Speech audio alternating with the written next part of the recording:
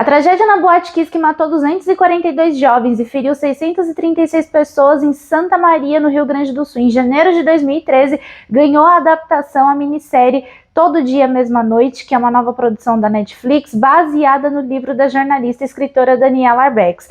Essa produção faz um retrato ficcional da quinta maior tragédia da história do Brasil, que depois de 10 anos do ocorrido, a espera por justiça ainda continua. É uma série pesada e difícil sim de assistir, mas extremamente necessária. Oi, gente, tudo bom com vocês? Eu sou a Camila, sejam muito bem-vindos ao canal do Pipoca na Madrugada. E no vídeo de hoje eu venho falar sobre Todo Dia, Mesma Noite, a nova minissérie da Netflix que estreou recentemente aí no streaming, já está em primeiro lugar aí no top 10 da Netflix. É uma série pesada assim de assistir. Não sei se vocês lembram desse caso, dessa tragédia que ocorreu em 2013. Foi um caso muito marcante na época, é até hoje, se a gente lembrar, e a série tá aí para lembrar a gente sim, porque é uma tragédia que até hoje não teve a justiça feita, né, o que é um grande absurdo.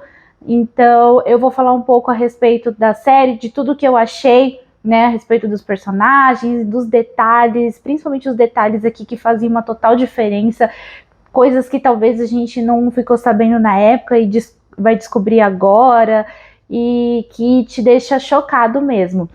Bom, vou avisar aqui que tem spoilers, né, gente? Se trata de um caso real, então o que eu vou comentar aqui, né, tem a ver com o que aconteceu de verdade, então vai ter spoilers, beleza? Então já vou estar avisado para ninguém chegar aqui e falar, ai, você não avisou, ok? Então se vocês querem saber mais sobre Todo Dia, Mesma Noite, continue assistindo esse vídeo, já aproveita, deixa o seu like aqui para mim, porque é muito importante eu vou saber se você gosta desse tipo de conteúdo.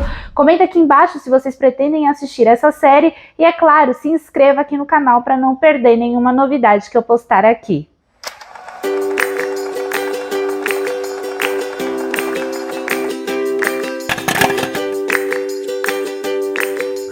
Todo Dia, Mesma Noite tem 5 episódios, que é uma duração que é o suficiente para tratar de uma das tragédias marcantes do Brasil, que é lembrada até hoje.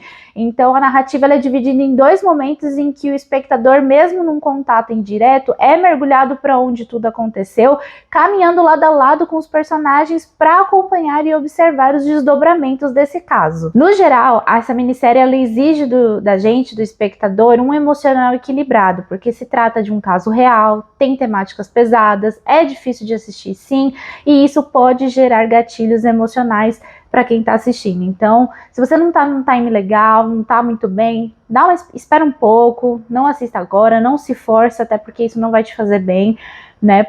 Porque, querendo ou não, indiretamente, a gente sente a angústia, sente essa dor, esse luto, esse sofrimento, que pessoas reais passaram por isso, né? Mas, ao mesmo tempo, eu digo para vocês, quando vocês puderem assistir, assistam, porque é uma história necessária e essa série veio na hora certa para lembrar de uma coisa super importante pra gente nunca esquecer do que realmente aconteceu. Os 2 primeiros episódios da série, pra mim, são os mais tristes e desesperadores. Então, assim, se você consegue passar desses 2 episódios, você assiste até o fim, até porque são 5, mas os 2 primeiros são bem pesados e bem chocantes. Principalmente porque ali no primeiro episódio, introduz as famílias principais que a gente vai acompanhar até o último minuto, mostra as vítimas, e mostra que aquele dia foi um dia comum, um dia rotineiro, um dia calmo, tranquilo, feliz, em que cada um estava ali fazendo suas coisas, comemorando, seja comemorando o aniversário, como é o caso da Mariane, decidindo ir na balada, na festa, para curtir com os amigos, ou matar as saudades daqueles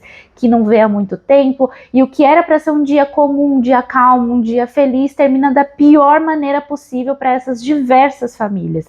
Então, nesses 2 primeiros episódios, o espectador é mergulhado ali para dentro da boate, onde a série posiciona ali as pessoas, o dono do local, a banda que vai tocar, e aí os inúmeros participantes lotando o local até com 1000 pessoas, né? Um local que não suporta tudo isso. Toda a tensão e desespero são instalados no momento em que o vocalista coloca aquele sinalizador na mão, né? E no momento em que ele levanta e joga aquele fogo de artifício, automaticamente já coloca fogo no teto, que é coberto por espuma, um material altamente inflamável e tóxico. E a partir daqui, inúmeros erros são apresentados que faz assim, testa você para saber em qual nível de raiva você é capaz de chegar, porque diante das ações e reações que são apresentadas aqui, fora a angústia que a gente sente porque a gente tá vendo o que as vítimas passaram ali naquele momento.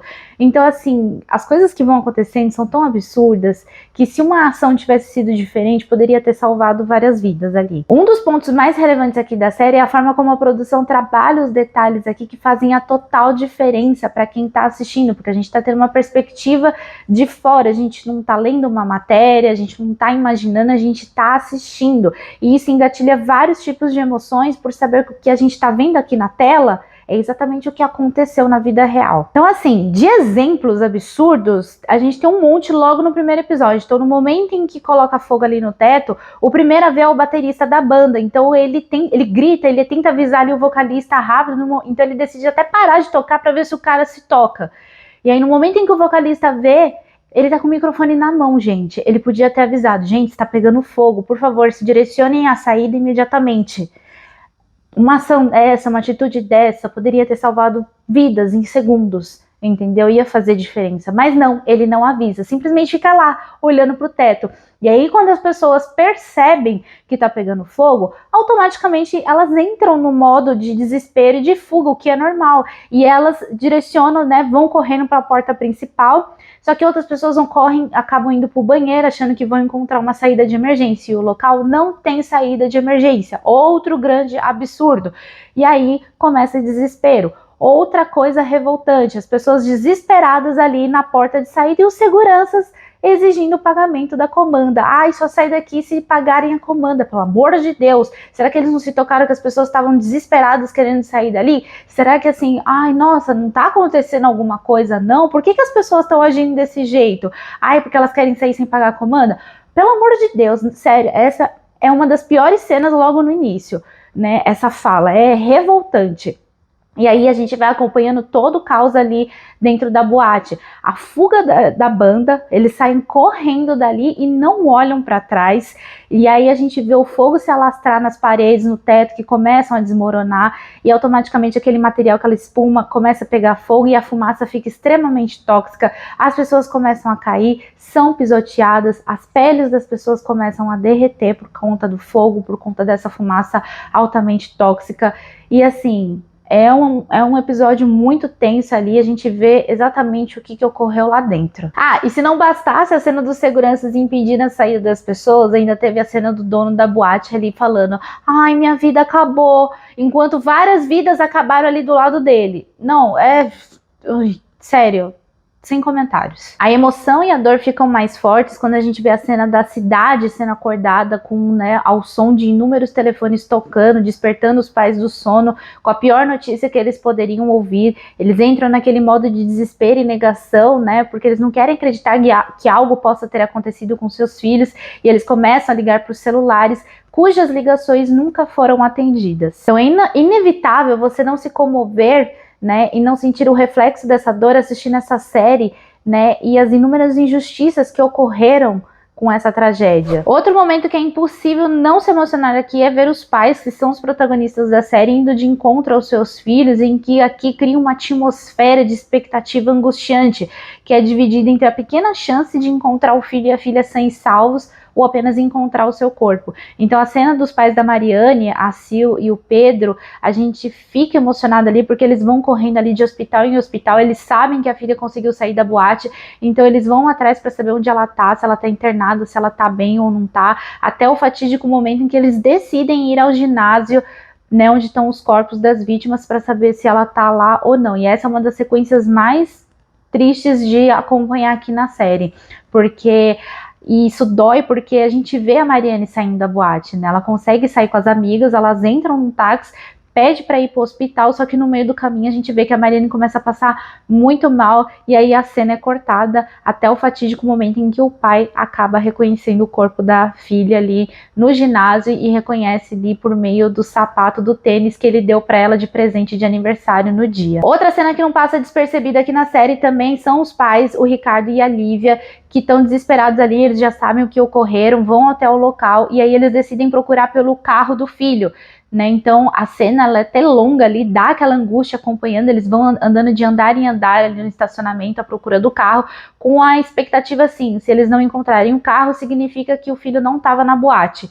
Mas aí no final, no que eles apertam o botãozinho, faz o barulho e eles encontram um carro, o que indica que o filho estava na boate sim. Já a Meire é aquela mãe em negação, né? Ela não acredita que o filho possa ter ido para a boate, inclusive ela vai com o marido até o local para ajudar o outro amigo que está desesperado, né, que a filha estava lá, até que o momento em que ela percebe que de fato o filho estava assim, né, entrega a foto, né, para saber se o corpo dele tá lá no ginásio ou não, e é um momento que a ficha dela cai e a gente vê mais uma família desmantelada com a perda trágica de um filho. Todo Dia, a Mesma Noite é uma série que entrega momentos extremamente tensos e intensos que vão aflorar as emoções, principalmente naqueles que acompanharam essa tragédia na época que aconteceu, como foi o meu caso.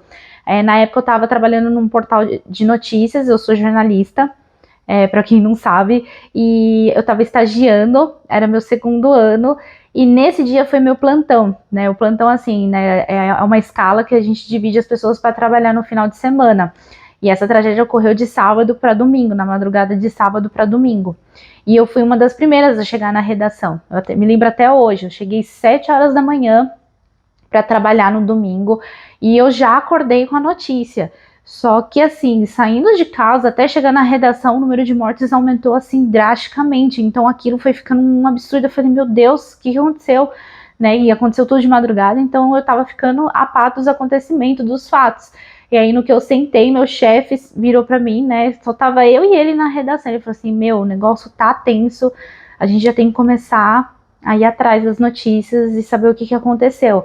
Então fui fazendo as matérias, isso só foi no primeiro dia, eu só sei que aquele dia foi um dia tão pesado na redação, que até o pessoal assim, de outras editorias pararam tudo que estava fazendo para focar só nessa tragédia, na cobertura dessa tragédia. Assim, eu lembro que o clima da redação estava bem triste, estava bem pesado, sabe? O pessoal só falava assim o mínimo sobre as notícias. Deu o meu horário, eu fui embora, mas eu continuei acompanhando em casa, que também foi muito pesado. No decorrer da semana também eu fui fazendo outras matérias, a cobertura também foi mega intensa. Eu trabalhava na editoria de saúde, então fui fazendo várias matérias a respeito do que ocorreu, né, a respeito da fumaça ser tóxica, o que podia acontecer no corpo da pessoa.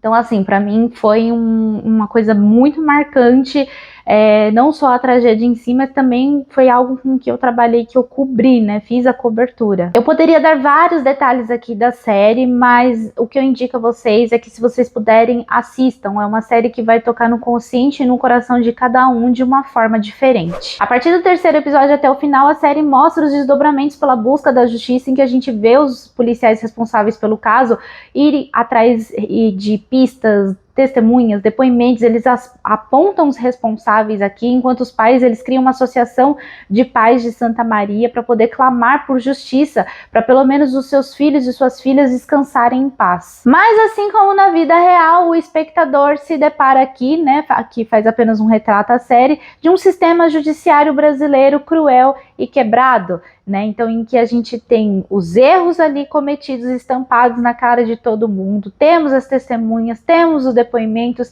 temos as provas aqui, mas a justiça, ela decide fazer vista grossa, ela decide não enxergar o que está óbvio para todo mundo, né, se apoiando em seguir exatamente o que a lei diz, e que, por sinal, é uma lei extremamente falha. E novamente a gente se depara com cenas tão absurdas que a gente até esquece que é algo real, que a gente fala, não, é ficção. Aí depois a gente lembra, não, realmente isso aconteceu. E a gente fica mais indignado enquanto está assistindo a série. Então, assim, de exemplo, que acontece aqui, os pais ficam indignados com a postura do Ministério Público, porque eles falam que são 28 pessoas responsáveis por essa tragédia, né? E o Ministério Público faz vista grossa para poder encobrir os nomes de peso por trás desse caso. Então aqui os culpados não é somente o dono da boate, o seu sócio, não é somente a banda. Os culpados, os responsáveis por essa tragédia, são aqueles que permitiram que o local funcionasse, um local cheio de falhas de segurança, um local cheio de irregularidades. Quem foi que deu o alvará para a boate funcionar?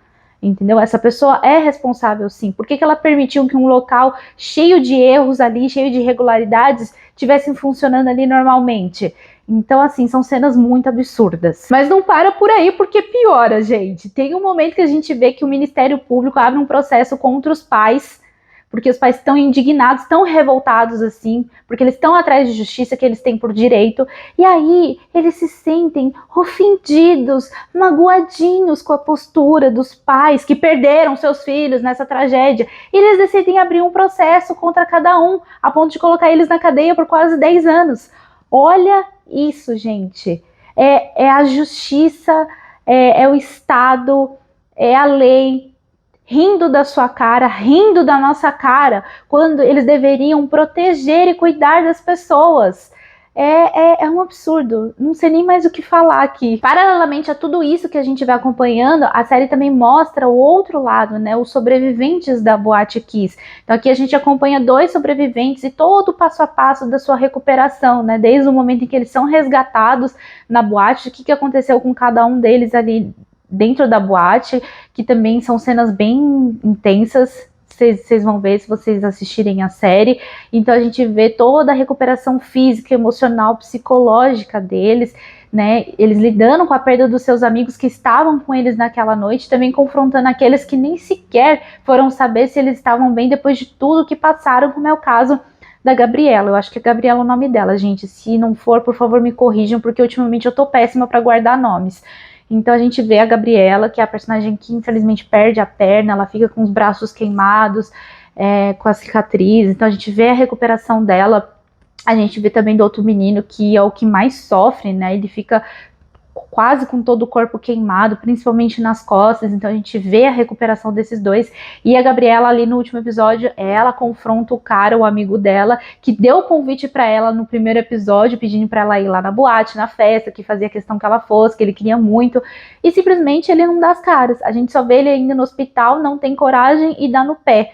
E ela vai lá e confronta, né, do tipo, por que você não veio me procurar? Não veio me dar um apoio ou pelo menos perguntar se eu tava bem? Culpa ou covardia? Por se tratar de um caso real, Todo Dia a Mesma Noite entrega um final triste e já conhecido pela maioria sobre a tragédia na Boate Kiss, que matou 242 jovens, feriu 636 pessoas em Santa Maria, no Rio Grande do Sul, no dia 27 de janeiro de 2013, e essa tragédia completa exatamente 10 anos. 10 anos de perda, 10 anos de dor, 10 anos de luto, 10 anos à procura por uma justiça que até hoje não foi feita. Os responsáveis apontados como réus, como os responsáveis principais, seguem em liberdade até hoje. Todo Dia a Mesma Noite mostra que tragédias como essas estão suscetíveis de acontecer sim, mas elas podem e devem ser evitadas quando a justiça é feita, quando as pessoas responsáveis por um mal como esse são punidas. Mas quando a justiça não é feita, nada se faz,